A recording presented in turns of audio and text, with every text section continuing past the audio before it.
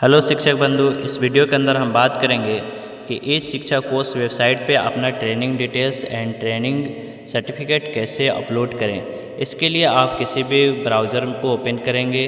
जैसे मैं Chrome browser को ओपन किया, यहाँ आप इस शिक्षा कोर्स वेबसाइट में जाएंगे।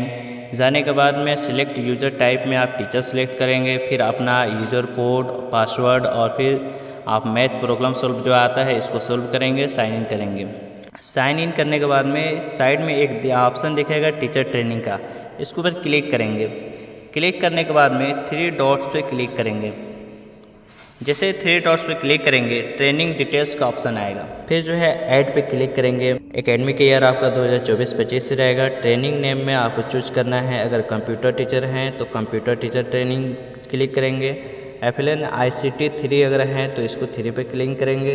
अगर 1 to 5 आपका FLN और ICT ट्रेनिंग क्लास है तो उसको क्लिक करेंगे। और फिर जो है इसके बाद ट्रेनिंग शेड्यूल चूज करना है। ट्रेनिंग शेड्यूल जो आपका 1 अप्रैल से लेकर अभी तक जो ट्रेनिंग हुआ है उसका शेड्यूल में आपका जब आपका जिस शेड्यूल में हुआ है उसको चूज करना है। फिर उसके बाद जो है आपको ट्रेनिंग सेंटर चूज करना है। ट्रेनिंग सेंटर चूज करने के बाद में अपलोड सर्टिफिकेट आपका JPG में हो या PNG में हो या PDF फॉर्म में हो, किसी भी फॉर्म में हो, 2 MB से कम होना चाहिए। आप इसको यहाँ क्लिक करके आप सिलेक्ट कर सकते हैं। सिलेक्ट करने के बाद में सबमिट करेंगे, यहाँ से आपका सबमिट हो जाएगा।